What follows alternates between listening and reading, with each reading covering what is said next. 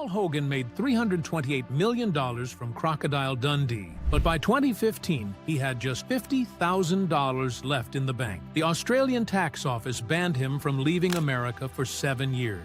He missed his mother's funeral. His co-stars had to loan him money to keep his house. But that's not even the worst part. In 2022, doctors discovered something growing inside his body. Now he can't gain weight no matter what he eats. The man who once wrestled crocodiles needs help opening pill bottles. He was born on October 8, 1939, in Lightning Ridge, a raw and dusty mining town buried deep in the outback of New South Wales. There were barely 2,500 people in that town, and most of them dug for opals in dangerous shafts, where the summer heat could burn past 40 degrees. His father had served in the war before settling into work as a canteen store manager. His mother stayed home, raising 6 children in a place that often felt more like a frontier than a town. The streets were red dirt, miners carried guns, and arguments over buried stones sometimes ended in death. That lawless world shaped Paul Hogan's sense of grit before he ever knew the word for it. But when he turned 9, everything changed. His family gave up on Lightning Ridge. There was no money left in opals, and they moved into a cramped 2-bedroom house in Granville, a working-class patch in Sydney's west. It was 1948. The war had ended, but the struggle hadn't. Paul's father brought in just $3 a week from his army pension. Rent swallowed almost all of it. With 6 kids under one roof, there wasn't room to grow. Paul ended up at Parramatta Marist High, a Catholic school where rulers were weapons and expectations were low. By 15, he dropped out. There was no other choice. 1 in 4 teenagers were leaving school to help their families survive, and Paul was now one of them. He picked up his first real job in 1954, stepping into the world of construction with rough hands and a sharp tongue. Nights in Granville were cold, but they were filled with stories. Paul found his rhythm around the old wood stove, doing impressions of radio comedians like Roy Renee and twisting Aussie slang into laughter. It wasn't just play. His father ruled the house like a sergeant, and Paul learned that humor could break tension faster than words. By 12, he was already performing sketches for neighbors, earning sixpence from adults who couldn't stop laughing. He didn't know it yet, but he was building a stage, joke by joke, inside that tiny living room. That same year, the family took a trip back to Lightning Ridge. Paul wandered off alone and got lost among the open shafts. The mining fields were a maze of 500 scattered holes, some 30 feet deep, some filled with gas that had killed before. He spent 6 hours out there with nothing but dust, snakes, and the sun beating down at 45 degrees. When they found him at sunset, his skin was blistered, his lips cracked, and he could barely stand. But he was alive, and he never forgot the silence of that land. Years later, he said that was the day the outback first really got into his bones. At school, he became Hogas. The nickname stuck after he pulled one too many stunts, like pretending to be a wildlife expert and telling substitute teachers about creatures that didn't exist. Drop bears, hoop snakes, wild tales. The students believed it. So did some of the teachers. During lunch breaks, he'd charge 3p to hear more, turning fiction into a business. Detention was just another stage.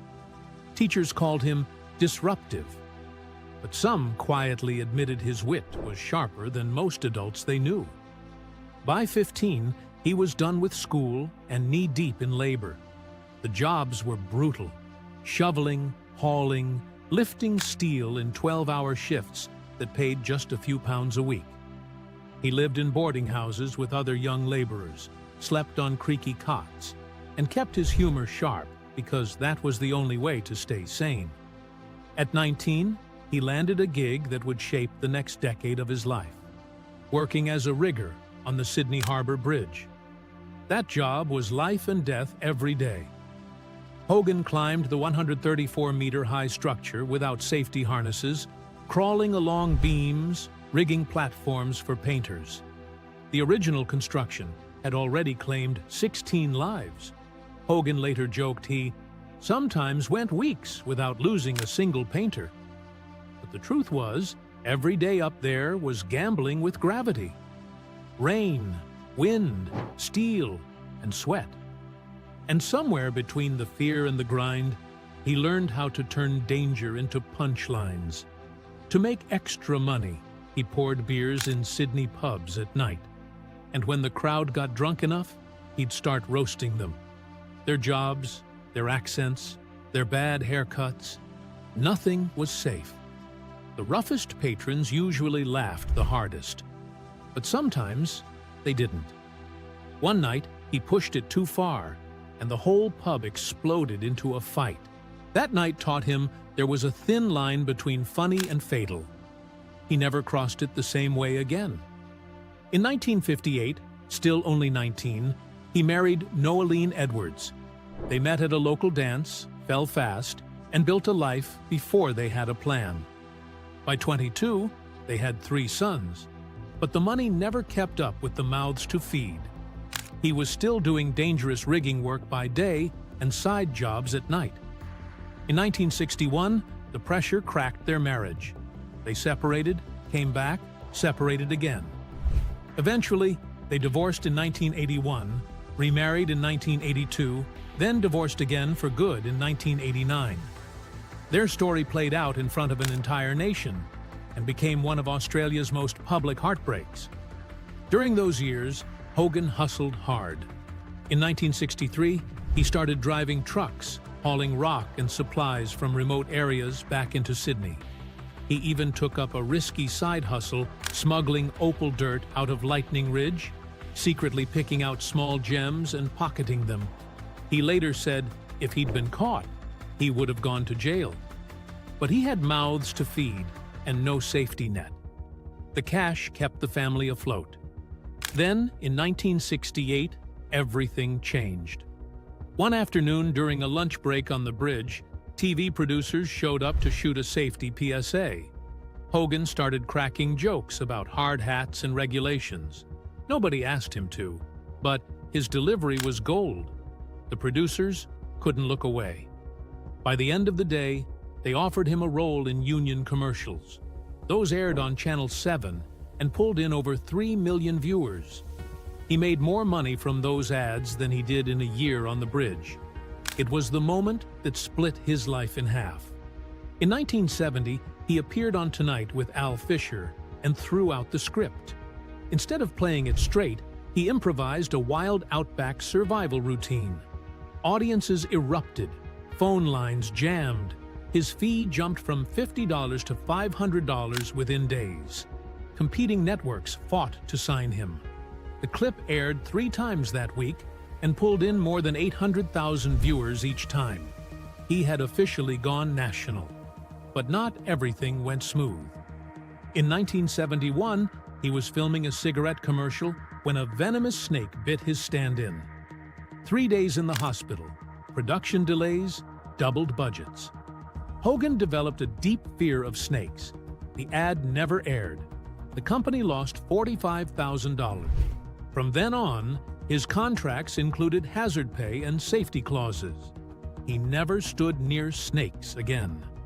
1972 nearly wrecked him. He wrote and starred in The Little Hogan Family, a sitcom meant to show a softer, suburban side of himself. He poured $10,000 of his own money into it, hoping to be Australia's answer to American dads on TV. Audiences hated it. The pilot scored 2.1 out of 10. ABC canceled it. Hogan was devastated. He begged other networks to pick it up. Nobody did. That failure almost sent him back to rigging. Paul Hogan was supposed to be painting the bridge. Instead, he was scribbling jokes on brown paper lunch bags.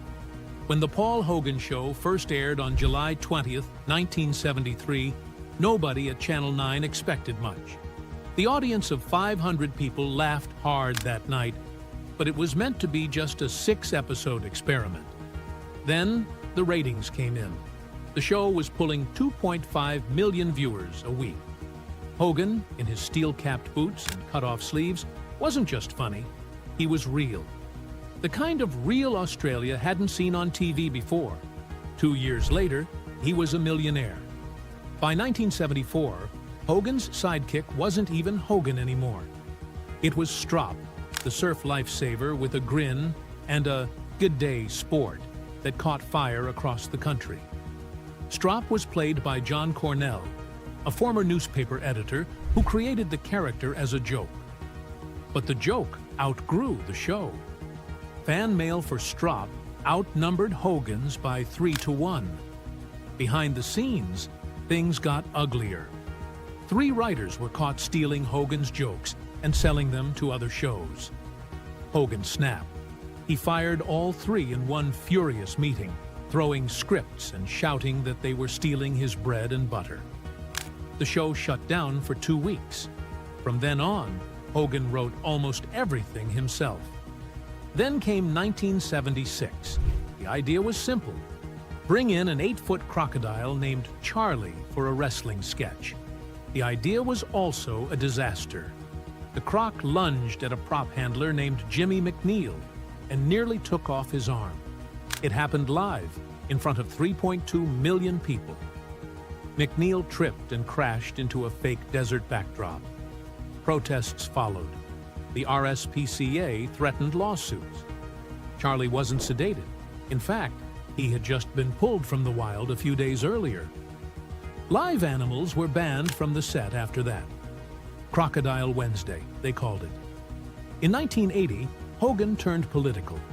In front of a live audience, he dressed up as Prime Minister Malcolm Fraser, complete with oversized eyebrows, and joked that the way to fix Australia's 10.2% inflation was to print money faster than prices could rise. The bit pulled 3.8 million viewers, the highest in the show's history. But it also pulled government heat. Fraser's office demanded the sketch be erased from reruns. Opposition leader Bob Hawke praised it as brilliant. Channel 9 panicked. They changed their rules. All future political jokes had to be lawyer-approved. Hogan called it the day comedy died. By 1984, the ride was over. The final episode aired on December 15th, after 12 seasons and 200 episodes. The live crowd of 800 watched Hogan walk out and tell them he was done. Burnt out. Behind the scenes, he'd been popping prescription amphetamines just to stay upright. He was working 16-hour days, juggling sketches, writing, acting, and appearances. The show was bringing in 40% of Channel 9's ad revenue. When he quit, the network's stock dropped 12% by Monday. But Hogan wasn't quitting everything. He had a plan for a movie. The idea came from a real man, Rod Ansel. In 1977, Ansel had survived 56 days alone in the outback after his boat capsized. He slept in trees, drank from puddles, and fought crocodiles with a knife. Hogan saw him on TV in 1981 and couldn't forget it. The wild man who walked into hotels barefoot. But when Crocodile Dundee became a $328 million hit, Ansel got nothing. He tried to start a wilderness tour business. Hogan's lawyers shut it down. Ansel sued for royalties and lost. His life spiraled. In 1999, he died in a shootout with police.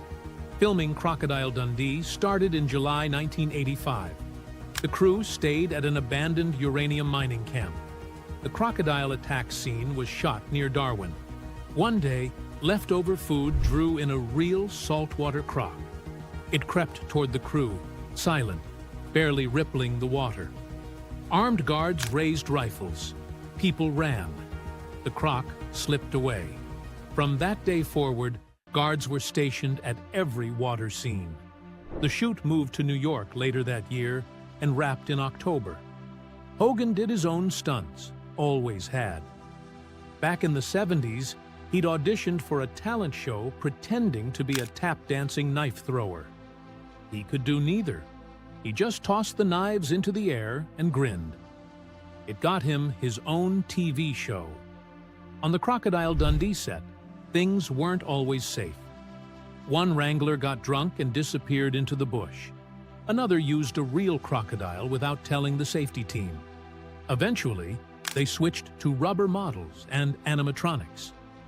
Hogan later said the animals weren't the dangerous part. The handlers were. Then there was Linda Kozlowski. She played the reporter opposite Hogan, but off-camera, their bond grew fast. She had been flown in from America despite protests from Australia's Actors Union. Hogan was still married, but something shifted during filming. Kozlowski called him charming, but also serious and sometimes hard to read. After filming Wrapped, the story continued. Hogan divorced Noeline. He married Linda in 1990. They had a son named Chance. They stayed together for 23 years.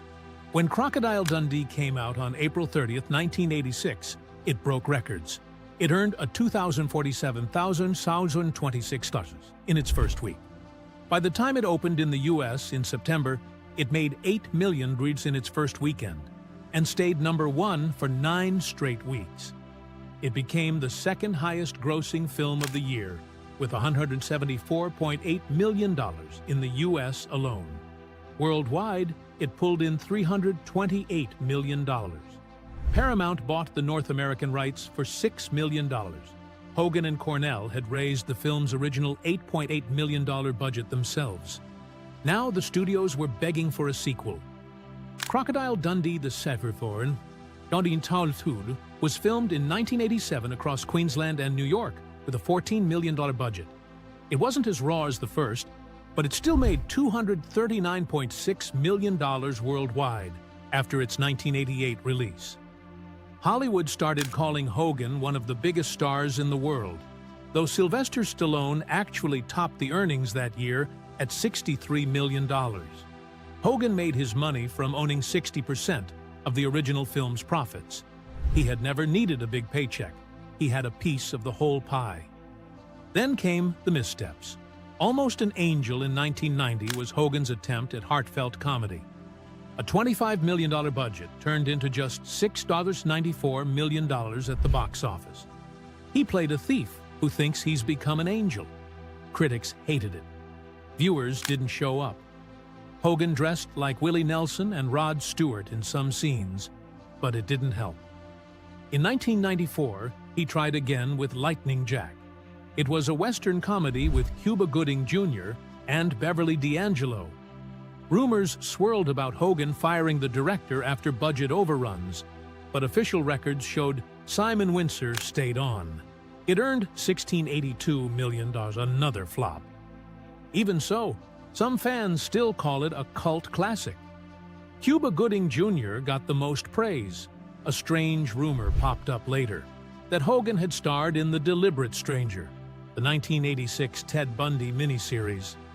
But that was Mark Harmon. Hogan never went near that kind of drama. He stuck to comedy. The confusion didn't help his reputation in Hollywood. In 1996, Hogan played Uncle Porter in Flipper, alongside Elijah Wood. It wasn't voice work. He was there, on screen, trying to reach a new generation. The movie made $20.08 million. Then came Crocodile Dundee in Los Angeles in 2001. The budget was $21.15 million. It earned $39.4 million globally, with just $25.6 million in the U.S. The magic was gone. Paul Hogan was just 19 when he married Noeline Edwards in 1958. Back then, he was working on the Sydney Harbor Bridge as a rigger, bringing home $18 a week. By 1961, their daughter Lauren was born, and 4 more kids followed. But things began to change fast. In 1972, Hogan suddenly became a TV star thanks to a current affair, and his paycheck jumped to $200 a week. Noeline stayed home with 5 kids, while the spotlight pulled Hogan further away. Fame started feeding something else in him. In 1981, they divorced. She said the man she married had vanished, replaced by someone addicted to attention. The settlement gave her $500,000 and the family home. But the story didn't end there. A year later, in 1982, they got married again. 4 years after that, in 1986, they divorced again. By then, she had discovered through tabloids, before he ever admitted it, that Hogan was having an affair with Linda Kozlowski. It all started during the filming of Crocodile Dundee in 1985. Hogan was 46, Kozlowski was 23, and married to a cinematographer. Paparazzi caught them at LAX in December, and from that moment, the story exploded. Tabloids paid $50,000 for photos. Noeline Edwards got death threats. Hogan's wholesome image crumbled. In 1990, he married Kozlowski in Morocco in a wedding that cost $2 million. But behind the scenes, things were already beginning to rot. Hogan got obsessed with hiding money. He spent months away trying to avoid taxes. By the time they divorced in 2008, Kozlowski walked away with $20 million full custody of their son, Chance, and the $4.2 million Malibu mansion. It was revealed that Hogan had hidden assets across 12 countries. Kozlowski later said he spent more on tax lawyers, $8 million, than he ever did on vacations with his family. She called their marriage 20 years of financial paranoia, sprinkled with brief moments of romance. In 2010, Hogan was 71 and trying to rebuild his life. That's when he started dating Zoe Lynch, a yoga instructor from Byron Bay, who was 34 at the time. She moved in with him into a far more modest $800,000 apartment in Venice Beach. But after 4 years, she left too. His health was slipping. In 2014, he was diagnosed with kidney disease and needed dialysis 3 times a week. In 2019, he was seen being wheeled through LAX in a wheelchair. The man who once chased crocodiles on screen could barely stand. He was 80. His son Chance, now 27, moved back from New York to care for him full-time. He said his dad needed help with everything, even opening pill bottles. His 5 older children from the first marriage rarely visited. Hogan spent his days alone, living in the silence of decisions he made decades ago. Chance called it his father's punishment for choosing fame over family. Back in March 2003, when Hogan was still trying to enjoy the last of his Hollywood fortune, the Australian tax office launched an investigation that would haunt him for years. They found out he had funneled $37.5 million through Swiss accounts between 1986 and 1991 without paying taxes. That same year, Australia issued a departure prohibition order. Hogan couldn't leave the U.S. He missed his mother's final days. He couldn't go home for weddings, funerals, or family events. For 7 years, he was stuck in Los Angeles, and he kept saying he never thought it was illegal. His advisors had told him this was how big stars protected their money. But when his advisor John Strossen was arrested in 2007 and sentenced to 2 years for fraud, Hogan had to come back to Sydney to testify.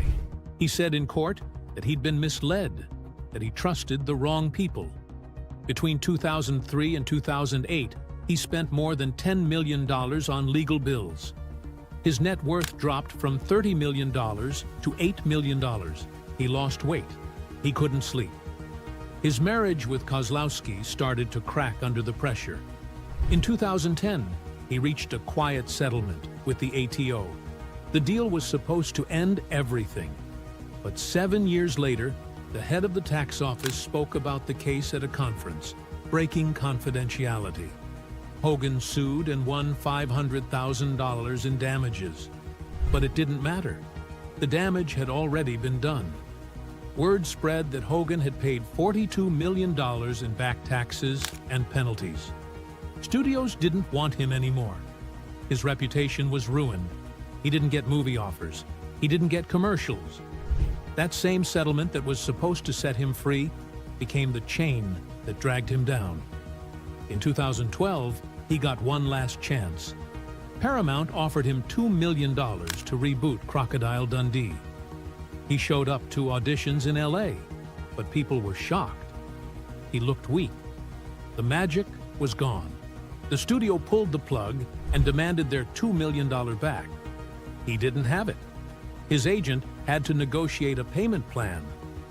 Clips of the failed audition leaked online, showing him struggling to do even the simplest stunts. He became a sad story in Hollywood. He lived off residuals from reruns and dealt with IRS audits that questioned every little expense. By 2015, things were worse than ever. Tax liens were placed on his Sydney properties, including his childhood home in Granville. He made just $1 million from the 2016 film The Choice, but it was swallowed by legal bills. A private letter from 2020 revealed that Hogan had just $50,000 left in the bank by the end of 2015. He had almost filed for bankruptcy. What saved him was the kindness of old friends. Co-stars from the original Crocodile Dundee cast pooled together a $500,000 loan. It let him keep his home. He called it the act that saved his life. Since then, he's been slowly paying them back with tiny roles and commercial appearances. Then came 2022. Hogan was diagnosed with retroperitoneal fibrosis, a rare condition where fibrous tissue wraps itself around vital organs. Doctors gave him steroids to fight the inflammation. But those steroids did something unexpected. His muscles shrank. His strength vanished. He lost all his body fat. No matter how much fatty food he ate, he couldn't gain a pound. At 83, he said he felt like he was being held together by string. His son, Chance, now had to open jars for him. A pacemaker was installed. The man who once threw knives on screen now needed help just to stand up. In May 2025, tabloids caught him being wheeled through Sydney Airport again. The world assumed the worst. Rumors flew that Paul Hogan was dying. But 2 months later, he spoke out. He said it was just arthritis and the long flight. He even joked that it might have been a skateboarding injury from when he was 80. "Turning 80's not for sissies," he said. "Everything starts falling apart." But under the jokes was the truth. He was tired. His body was slipping away. By 2023 and 2024, he had tried to make quiet appearances, but the damage to his health was clear. His condition, which affects less than 1 in 200,000 people, left his body unable to retain muscle or fat. The fibrous tissue had nearly crushed his kidneys. Steroids helped, but at a terrible price. He said he had to take frequent breaks during interviews just to warm up. Without fat, he couldn't handle cold air. In 2024, something surprising happened. He had lunch with Linda Kozlowski and their son Chance. They had stayed cordial over the years, but this lunch meant more. Hogan had told reporters that Chance was the reason he hadn't returned to Australia yet. "My tribe at home, they've got each other," he said. "But Chance, he only has me." He said he wanted to go back to Australia someday. Not to live, but to die. He said he wanted his ashes scattered off the Harbour Bridge, the place where it all began. In 2025, something unexpected lifted his spirits. Tourism Australia gave him their first ever Legend of Australia award. Trade Minister Don Farrell flew to Los Angeles to present it. It was a reminder of the days when his commercials had turned Australia into the #1 travel destination for Americans. He still joked about the shrimp on the Barbie line. There were whispers of a $500,000 commercial deal, but nothing was confirmed. Friends said the hardest part for him was trying to gain weight. Everyone else avoided fatty food. He was begging for it and still couldn't gain a single ounce. As of 2025, Paul Hogan is 86. His net worth has climbed back up to around $20 million. Not what it once was, but enough. He made an appearance in the roast of Paul Hogan in 2023, laughing at his own legacy. He's still connected to Lightning Ridge, the small opal mining town he once falsely claimed as his birthplace. It helped him win on New Faces, and he never corrected the story. The lie brought tourism, and the town still thanks him for it. The Crocodile Dundee trilogy had made over $328 million worldwide from just an $8.8 million budget. But the man who inspired the character, Rod Ansel, got nothing. He spiraled into addiction and died in a 1999 shootout with police. While Hogan battled lawyers and illness, Ansel's life ended in a blaze of violence. It was a dark mirror of the fantasy they'd sold to the world. And yet, through everything, through marriages and lawsuits and sickness and regret, Paul Hogan never lost his sense of humor. Even now, frail and living far from home, he says it's the little kindnesses that kept him going. A son's hand, a friend's loan, a warm memory from a long time ago. Maybe that's all any of us really hold on to when the lights begin to fade.